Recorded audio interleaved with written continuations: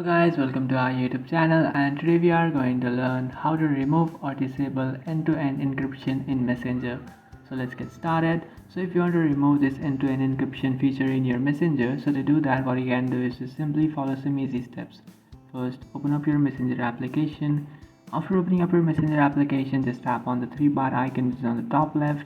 After tapping on that, just tap on the gear icon which is on the top. After tapping on your gear icon, now you just have to scroll down, and after scrolling down, now you'll find this option which is privacy and safety. Just tap on it and then tap on end-to-end encrypted chats. After tapping on end-to-end encrypted chats, now what you can do is to simply turn off these two options. So the first option is message storage, and now you just have to turn off this option.